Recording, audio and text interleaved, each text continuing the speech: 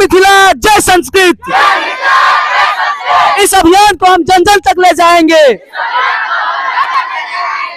हम सभी मिलकर के भारत के इतिहास को फिर से समृद्ध बनाएंगे। हम सभी गुरु जी के साथ हैं। फिर से बोलो, जय मिथिला, जय मिथिला। आज मैं एक और चीज आप सभी के सामने में निर्णय ले रहा हूं और बताने की मुझे बहुत खुशी हो रही है। मैं आपको बता दूं कि जगमग मिथिला जो हमने एक ब्रांड के तौर पर काम करना शुरू किया कि मिथिला का एक अपना ब्रांड मेड इन मिथिला के तहत काम करें, वो चीजें चल रही है आप लोगों के आशीर्वाद, दुआ और कुछ हमारी मेहनतों से। कहीं ना कहीं इनके माध्यम से हमारे पास जो भी कुछ होंगे, मैं कोशिश करूंगा यहाँ के संस्थान के लिए वो जो जगमग मिथिला का LED है वो यहाँ पर दूं। दूसरी बात, यहाँ पर जितने छात्र हैं उन सभी के लिए हम एक कॉपी की व्यवस्था बहुत जल्दी, जब आएंगे हमारी नेक्स्ट ट्रिप इधर की होगी तो हम लाएंगे और इन सभी बच्चों को देंगे। क्योंकि देखिए, मेरे पास बहुत कुछ नहीं है, मैं आपको फैक्ट बता दूं, लेकिन मिथिला के अंतर्गत मिथिला के लिए कार्य करने की जो हमने ठान रखी है, उन चीजों को बढ़ाने के लिए हम अपने जो स्तर हैं उससे कोशिश कर रहे हैं। और आप लोगों की सहयोग जरूर चाहिए इस संस्थान को आगे बढ़ाने के लिए, इसको देश के उस जगह तक ले जाने के लिए तैयार हो जाइए जहां मिथिला का एक अपना पहचान बन सके, जो हमने खो चुका है। करते हैं सारे लोग हैं, बड़ा कॉपरेशन है माँ की तरफ से। माँ मेरी इसी स्वभाव की है जैसा मैं सोचता हूँ। गांव घर पे अभी मैं 20 बच्चे को लेके यहाँ से चला जाऊंगा, तुरंत खाना बन जाएगा, कोई दिक्कत नहीं है। लोग यहाँ बड़ा, मुझे एक अजीब सा फील होता है, मैं बड़ा संघर्ष करता हूँ। एक चीज है सर, मैं आपको यहाँ पर कह रहा हूँ और जितने बच्चे हैं आप सब भी ध्यान से सुन लीजिए। मैं ऐसा इसलिए कह रहा हूँ क्योंकि कुछ चीजें होती है जो हम भविष्य के लिए तैयार करते हैं, है ना। आप क्यों पढ़ते हैं, मुझे आप बताइए। मैं अगर आप नहीं, आपको जो मन में आया आप बोलिए। आप पढ़ाई क्यों करते हैं? मैं पढ़ाई इस द्वारा करते हैं क्योंकि मैं यहाँ से अच्छा बन के जाए। बिल्कुल अच्छा बन के जाए ना, तो आपको मेहनत करना है। करते हैं ना मेहनत, ज्यादा मेहनत कीजिएगा तो ज्यादा लोगों को अच्छा कीजिएगा ना। गुरुजी आज ज्यादा मेहनत कर रहे हैं, और भी तो बहुत सारे दुनिया में गुरुजी हैं, है ना। आपको इनके जितने भी जो आदेश होते हैं उसका अनुसरण करना है, उसको आगे बढ़ाना है। हमारी संस्कृति इतनी विशाल है जिसका एक छोटा सा कण जो आप कहेंगे ना, अगर उस कण को भी अगर आप उठाएंगे तो उसमें पूरा ब्रह्मांड नजर आएगा। इतनी विशाल है हमारी संस्कृति।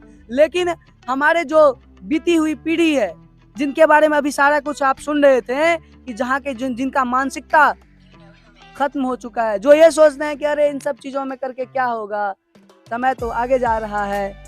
उनको पता नहीं है कि जैसे ही एक बार कोरोना आया हम सब कहाँ चले गए, गांव चले गए ना। क्यों बताओ? नहीं सही आपने जवाब दिया। गांव क्यों गए?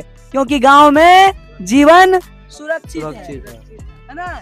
शहर से लोग पैदल चलकर, साइकिल से चलकर गांव आने लगे। पता है क्यों? क्योंकि इस पेड़, बिल्कुल जहां पर जिस पेड़ के नीचे हम हैं, इस तरह का पेड़ दिल्ली मुंबई कहीं भी दिखने को नहीं मिलता।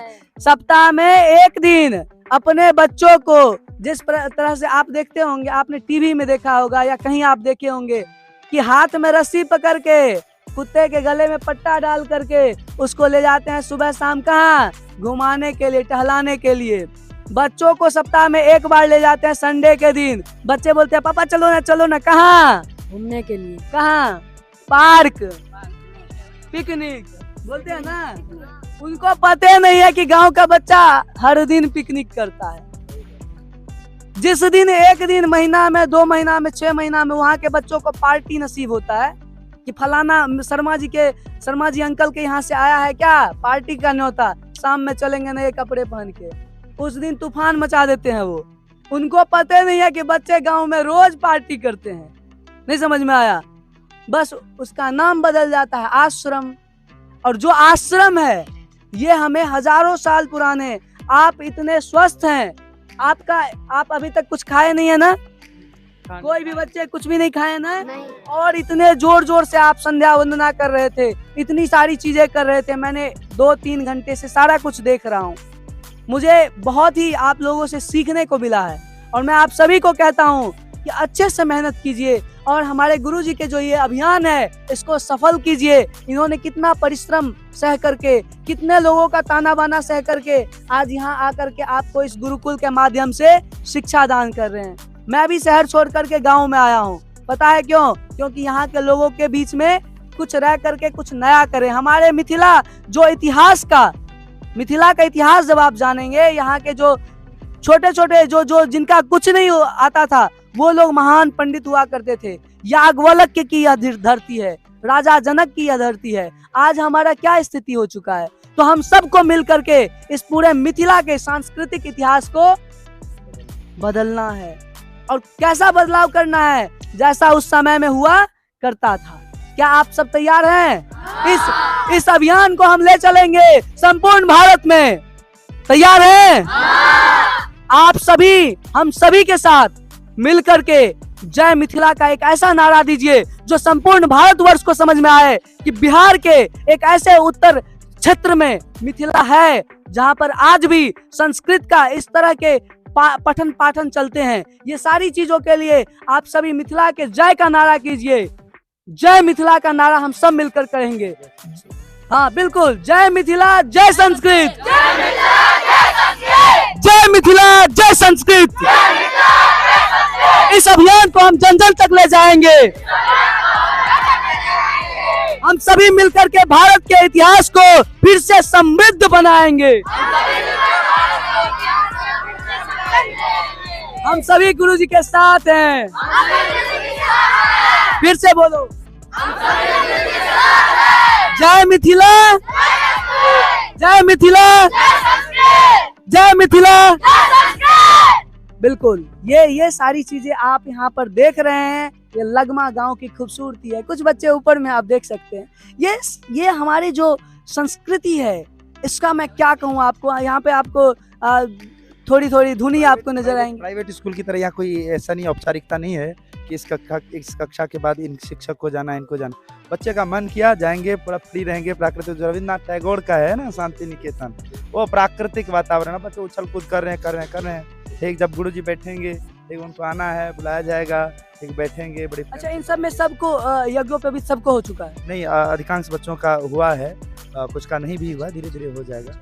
तो सभी के यहीं पे यज्ञोपवीत होते हैं? यहाँ पर भी यज्ञोपवीत होता है और गांव में भी जिस किसी के भी माता पिताजी की इच्छा हो या रिश्तेदारों की इच्छा हो कि नहीं हम गांव में ही यज्ञोपवीत करवाएं, तो उनके लिए कोई जबरदस्ती नहीं है कि वो यहीं करें। अच्छा, कोई अगर बाहरी आदमी चाहे कि हम यहाँ पर आकर के यज्ञोपवीत करवाएं तो? बहुत आसानी से, बहुत कम खर्चे में यहाँ पर यज्ञोपवीत हो जाएगा। कोई मंडप बनाना नहीं होता है, कुछ नहीं। और आपको मैं बता दूं कि यहाँ पर जितने हैं सभी एक से एक पंडित हैं। एक बार ये आप देख लीजिए। ये इनसे लेकर के इनको आपने वीडियो में कहीं ना कहीं देखे ही होंगे। और देख लीजिए, ऐसे ऐसे छोटे बच्चे हैं जो यहाँ पर पंडित हैं। साल होते होते ये सब धीरे धीरे पूरा परिपक्व हो जाएगा। जो अभी इस महीने 1.5 महीने पहले आया हुआ है, वो धीरे धीरे बोलते बोलते सारा कुछ स्पष्ट बोलने लगेगा। कोई दिक्कत नहीं होगी, पूरा उच्चारण सही हो जाएगा। किस वर्ण को कहाँ से बोलना चाहिए ये इनको पता चल जाएगा।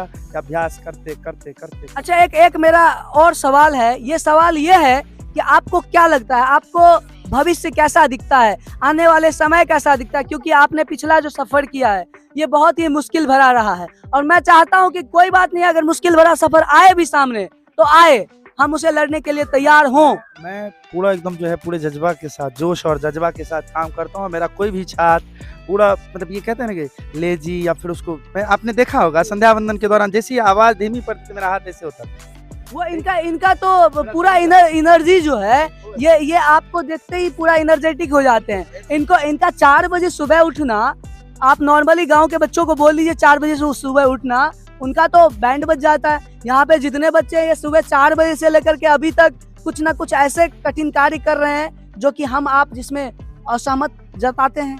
कहीं ना कहीं ये सब चीजें तो दिखने को मिलता है। आप कहेंगे कि बाल श्रम ये ऐसा वैसा, जहाँ पर आप देखेंगे मिट्टी गिरा है या बगल में जो भी पड़ा है, मैं कुछ कहूँ या ना कहूँ, अब ये इतने मोटिवेटेड हैं कि स्वयं से कार्य करने के लिए चले जाएंगे।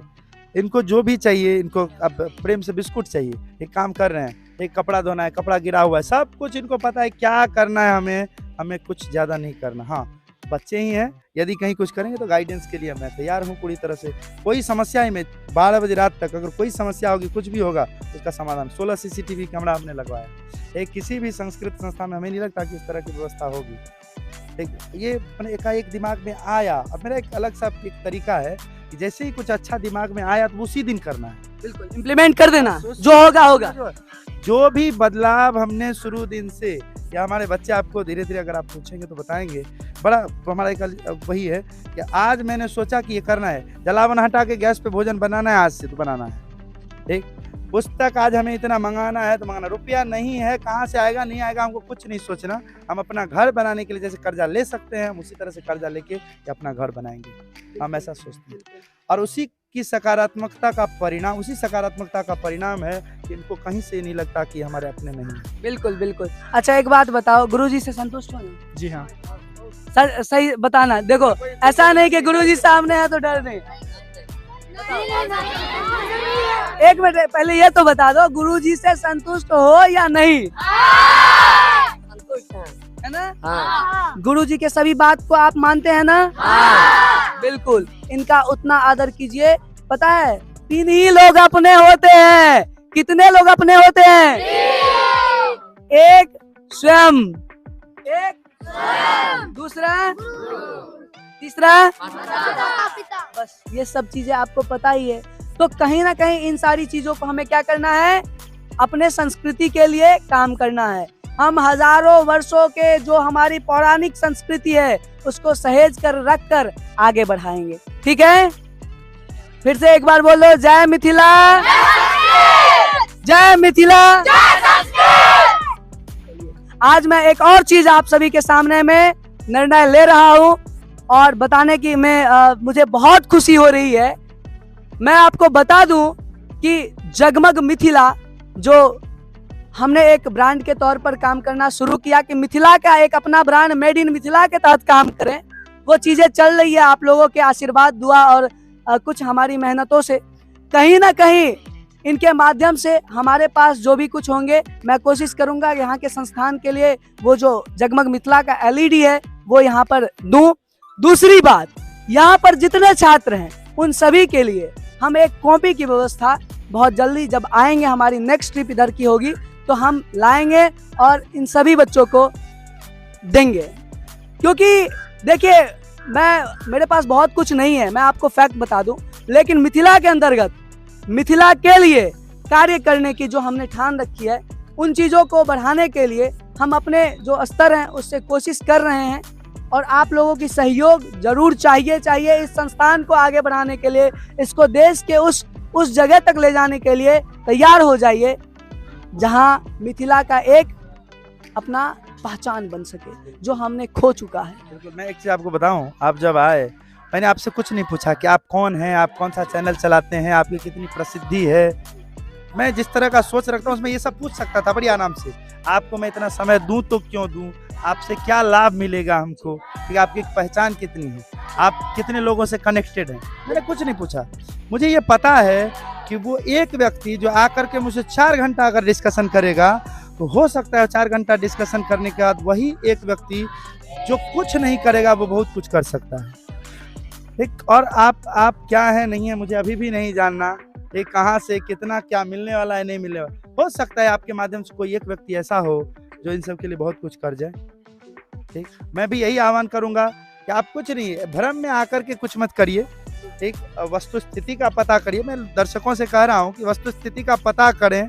ठीक, और धरातल पे कोई आर्थिक सहयोग अभी हम लेने के लिए उस हिसाब से हमने बताया कि श्री JNV गुरुकुलम ट्रस्ट करके हमने बनाया, और उसका यही उद्देश्य है। जैसे भारतवर्ष में कई सारी ऐसी जगह बड़े बड़े बाबा लोग प्रवचन करते हैं और उनका वो ATG 12A वाला ट्रस्ट है जिसमें वो डोनेशन लेते हैं, इनकम टैक्स रिबेट मिलता है लोगों को, और वो लोग स्वेच्छा से दान देते हैं, बहुत बहुत पैसा देते हैं, उसकी कोई उपयोगिता होती नहीं है।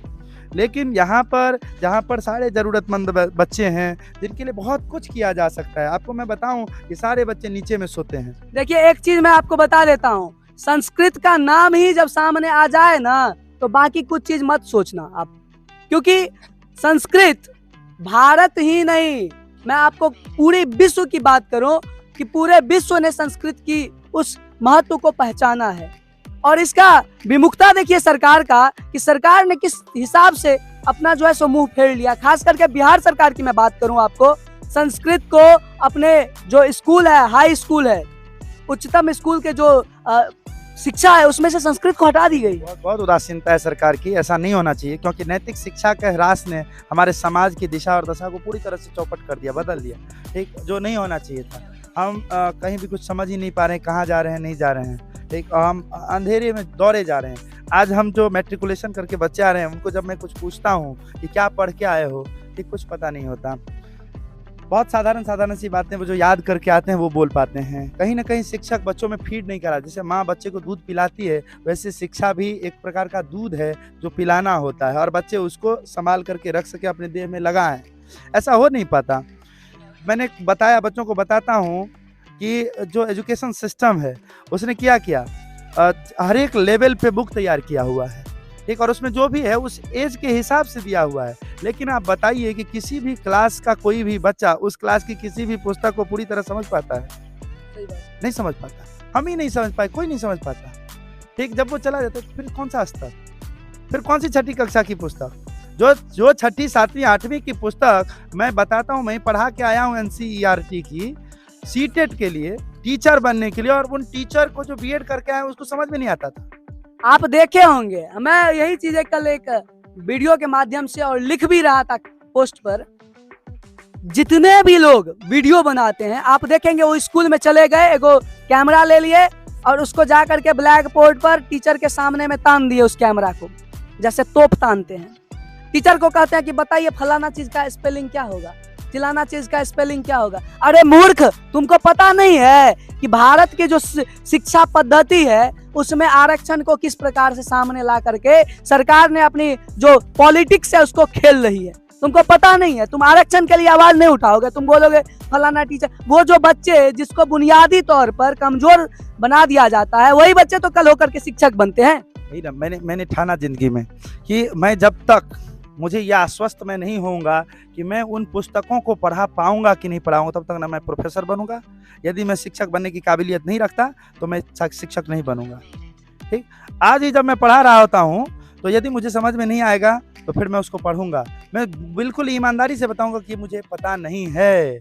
मैं जबरदस्ती नहीं करूंगा कि मैं गुरुजी हूँ, मैं जो कह रहा हूँ वही सही है, इसको मानो, गलत है या सही है, ऐसा कुछ नहीं है। मैं अगर गलत हूँ, मुझे कॉन्फिडेंस नहीं है, वो मैं बताऊंगा नहीं, मैं बताऊंगा इसको मैं बाद में पढ़ करके समझ करके फिर बताऊंगा। तो इतनी ईमानदारी रखनी होती है। शिक्षा व्यवस्था क्या है, उसमें बिल्कुल जो है अस्पष्टता है, कहीं भी कुछ नहीं, कोई ध्येय नहीं है, क्या हो रहा है, क्या होना चाहिए। हमने प्रतिभा को नष्ट होते हुए देखा। आज भी बहुत सारे गाइडेंस के अभाव में, अपने अभिभावक की सजगता के अभाव में यहाँ से भी बच्चे पलायन कर जाते हैं, चले जाते हैं। बड़ा दुखद है, बहुत दुखद है। उनको क्या पता कि मिलने वाला क्या है जिंदगी में। अगर हम यहाँ रहे 4 साल 5 साल समय दिए, उसके बाद हमको क्या मिलने वाला, फिर हम जब यहाँ से कुछ लेके जाएंगे उसका क्या इम्पैक्ट बनेगा, उससे क्या हमारे अंदर में परिवर्तन आएगा, उसको समझना है। थोड़ा सा रुकना चाहिए, धैर्य रखना चाहिए, ठीक। ये थोड़ा सा बच्चों में अभाव, और उसको गार्जियन को जो है ज़्यादा मोटिवेट करने की ज़रूरत है। मोटिवेशन क्या, आत्महत्याएं लोग क्यों करते हैं, मोटिवेशन क्या हुआ, तो मोटिवेशन। आज के डेट में लोग डिप्रेस है, उनको पता नहीं है, उनको लगता है कि वो जो चीजें कर रहे हैं वही सही है और वही उनको मंजिल तक ले जाएगी। जो चीजें कर रहे होते हैं उसका कुछ था पता नहीं होता है, लेकिन हाँ वो जो कर रहे होते हैं वो बाकी लोगों को जो सही कुछ कर रहे होते हैं उसको गलत साबित करते हैं। कहीं ना कहीं ये सब दिक्कतें हैं। हमारी कोशिश रहेगी कि लगमा गांव के जो गांव है, इस गांव में जो ये संस्थान है, जो महाविद्यालय है, इसके प्रति हम जितने सकारात्मक समाज को मैसेज दे सकूं उतना दूं। और आप सभी दर्शक जन जो देख रहे हैं, जो इस वीडियो के हिस्सा हैं, उनसे मैं आग्रह करता हूं कि कृपा करके आप इस संस्थान को मदद कीजिए, कुछ न कुछ मदद जरूर कीजिए, क्योंकि यह अति आवश्यक है। ऐसी चीजों को विस्तार करना ये हमारे लिए सौभाग्य की बात है, ये आपके लिए भी सौभाग्य की बात है कि आपको यह जिम्मेदारी मिली है। एक व्हाट्सएप ग्रुप हमने अभी जो ट्रस्ट बनाया उसके नाम से किया, और हमने किया क्या कि मिथिलांचल के जितने गांव हैं हम चाहते हैं कि अधिक से अधिक लोग जुड़े, और मिनिमम 50 रुपया इस ब्रह्मचर्य आश्रम के जो बच्चे हैं उनकी शिक्षा दीक्षा भोजन इत्यादि के लिए, आवास के लिए। आपने देखा होगा बड़ा दिक्कत है, बहुत दिक्कत है। आप इसको शब्दों अच्छा, में ये जो बन रहे हैं, ये जितने कुछ बन रहे हैं, इसमें सरकारी अनुदान है या ये कुछ व्यक्ति हैं खास जो बड़े यहाँ पर मददगार भी हैं, जिनकी बदौलत बड़ा जैसे कि मैंने देखा है संजय झा जो है वो उन्होंने संजय झा जी के द्वारा ये दिया गया है जी। अभी ये मकान दिया गया 15 लाख इसमें क्या नीचे वाला, एक ऊपर वाला अपने फंड से बना रहे हैं। जैसे बच्चों के लिए नामांकन फी आता है या भिक्षाटन से कुछ पैसा आता है, उस सबसे ऊपर वाला बना रहे हैं। एक विद्यालय की स्थिति देख रहे हैं। विद्यालय भी अब केंद्र सरकार की ऐसी योजना के अंतर्गत है जिसमें इसके लिए अनुदान नहीं मिलता, भवन इत्यादि के लिए कुछ नहीं है। महाविद्यालय में भी MLC इत्यादि के द्वारा जो कुछ भी मिलना होता है वो मिल जाता है, बाकी कुछ नहीं है। तो बड़ा ध्यान दे रही, बहुत सारे स्तर पर ध्यान दे रही। लेट्रिन बाथरूम की उस तरह की व्यवस्था नहीं है, बच्चे अभी भी कुछ बाहर जाते हैं। तो देखिए ये सब दिक्कतें हैं, ये सारी चीजें, ये बुनियादी समस्या है और इनको हम समाज को ही सॉल्व करना पड़ेगा। थोड़ा सा अगर वो लोग सब लोग कॉपरेट करें, मदद करें, भावना रखें कि चलो 50 रुपया ही सही, और इतना नहीं कि हम दे दें, हम अधिक से अधिक लोगों को मोटिवेट करें, कई चर्चाएं करें। जैसे आप हैं तो मैं आपसे ये निवेदन करूंगा कि आप जाएं तो कुछ लोगों को मोटिवेट करें। ऐसा बिल्कुल नहीं कि बिल्कुल आप यहाँ पर आए और फिर वो चैनल पर जा करके बस वीडियो डाल दिया, उतने में कम खत्म होना चाहिए। आप जाएं तो कुछ लोगों को इसके लिए जोड़ें। और जो मेरा व्हाट्सएप नंबर है, क्योंकि ट्रस्ट का पूरा अकाउंट नंबर है, सारा कुछ है और पूरा नियत स्पष्ट है जी। मैं आपको पहले ही बता दिया और अपने पहले ही वक्तव्य में इन चीज़ों को बताया था कि जो व्यक्ति अपने सैलरी के एक अहम हिस्सा को इस संस्था के नाम कर रहे हैं, इस विद्यालय के नाम कर रहे हैं, उनके लिए बाकी चीज़ें कहना, वैसे भी शौक से ही इस संस्था में आ सकते हैं, पढ़ा सकते हैं और पढ़ सकते हैं। इस शिक्षा को हासिल करने के लिए आपके अंदर, अभी मैंने बाहर में एक अभिभावक से बात किया और उन्होंने क्या कहा कि मैं शहर से आई हूँ अपने बच्चों को यहाँ पर नामांकन करवाने के लिए। अभी हम लोगों ने जो इतनी भवन वगैरह है, दिक्कतें हैं, इसके लिए 19,000 रुपया, और बच्चे की संख्या ज़्यादा है, हमारे पास व्यवस्था नहीं है। तो हमने ऐसा क्या किया कि गरीब बच्चे भी हैं, गरीब तो सारे हैं, बहुत सारे, एक एक गांव में कितने गरीब हैं, कितने अनाथ हैं। अब यदि हम सबको लेने लगे, हमारे पास है क्या, हम भोजन भी सही से नहीं, फिर तो उसको भी दिक्कत हो जाएगी जो पढ़ने वाला है, जिसको हमने पहले से, उसके साथ अन्याय हो जाएगा, ये दिक्कत। तो हमने क्या कि 19,000 रुपया फी रखा है। अब उसके बावजूद लोग आ रहे हैं, एक बार में आपको 19,000 देना है, दोबारा में कुछ नहीं, नो इंस्टॉलेशन। फिर भी लोग जो है लगातार फ़ोन आता है कि हम अपने बच्चों को लेके आ रहे हैं, हमको रखना है सब। अब समझिए कि यदि लोग मदद करते रहेंगे, पूरा मिथिलांचल थोड़ा थोड़ा सा मदद करेगा इस आश्रम को, यहाँ कितने गरीबों का कल्याण हो जाएगा। बिल्कुल बिल्कुल बिल्कुल, इसमें कोई के बड़ा दिक्कत में प्राइवेट कंपनी में जाता है, बोझा ढोता है, किसी वो आकर के यहाँ पर रुद्राष्टाध्यायी, दुर्गा सप्तशती या इतनी आस्तिकता आ जाती है, कम से कम जिंदगी में परेशान